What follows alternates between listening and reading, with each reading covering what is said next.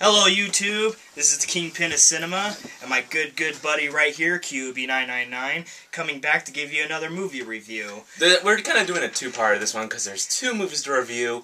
Came out about roughly the same time, and kind of the same format.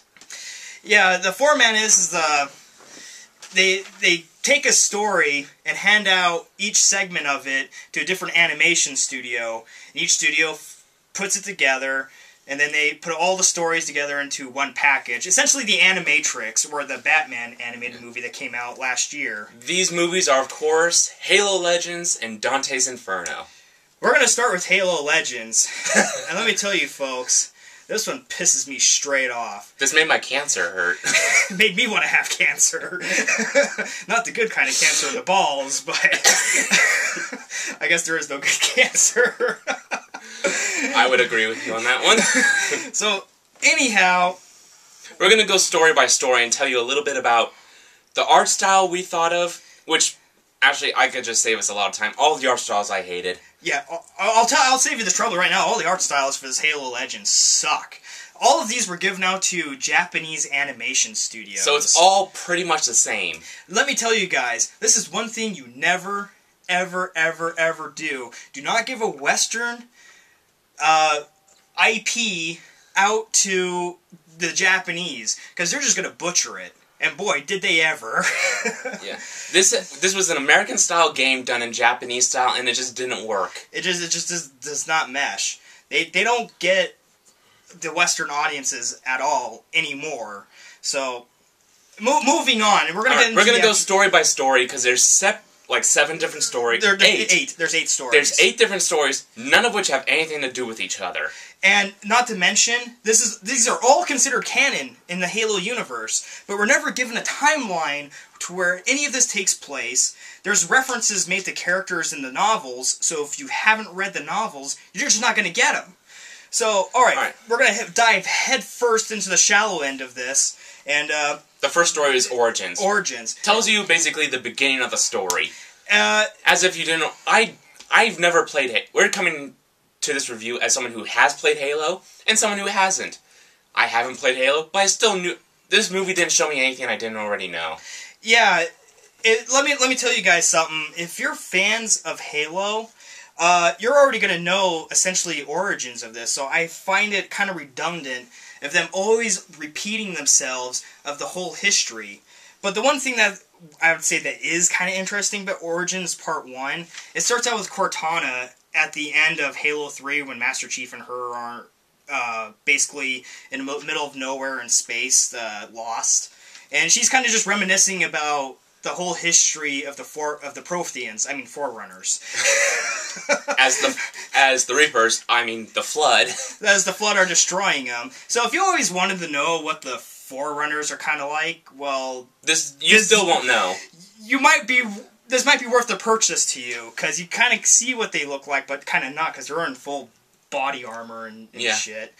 That's an entirely pointless story, because they lose. Alright, and then the second movie, Origins 2, in case the first one wasn't enough. And this is the exact same setup with Cortana, just talking about the history of humanity now. The only difference is that this one is very preachy. Oh, mankind just loves fighting. We're just creatures of war. None of this is due to economics. We're social economical. We're just inherently evil, apparently. Yeah, it's just encoded in our genes that we just want to fight wars all the time. And I find it kind of hypocritical that a series that's made all of its money off of playing war, and then it gets preachy and saying that war is bad. Well, remember that the playing war is the American side, preaching against war is the Japanese artists. It's the Japanese storytelling effect. I can only imagine the Japanese had done Gears of War. Marcus Phoenix would be all emo and have white hair and probably break down crying, bitching about why must we fight. Thank God that never happened. The next one is called Duel, and this is probably by far the worst animation style yet. Well, we're going to show you a quick sample of this. Forgive the guerrilla style filming, because we don't know how to edit. You can see, it's all watercolors. You can barely tell any real features. That's supposed to be... An elite. An elite, and a female elite, apparently. So if you always wanted to know what a female elite looks like, then this might be worth the purchase to you. But what was kind of really bad about this one, the elites are supposed to have, like, mandibles, but due to the animation style, they talk just like humans. Well, this one, they seem to be able to choose, okay, I want to talk with mandibles, or I want to talk with just a regular mouth. Yeah, and then one thing I, like, really hated about this one, like, all the elites' armor is very samurai style. Because this was made by the Japanese, of course.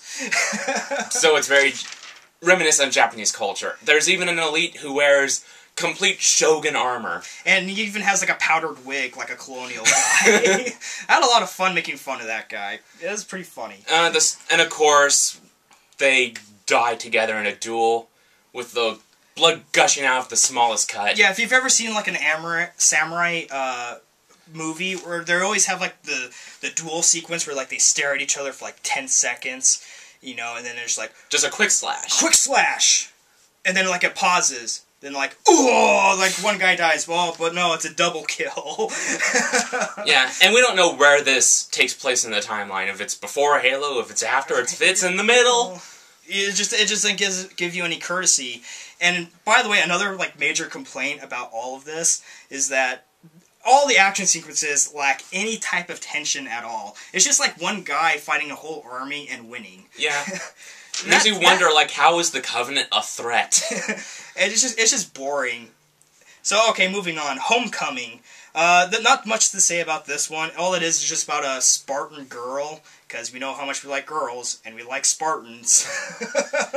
And she's just kind of just like, oh boy, I want to go home, but I can't because my family think I'm dead, so then I die at the end. So, moving on. Odd one out.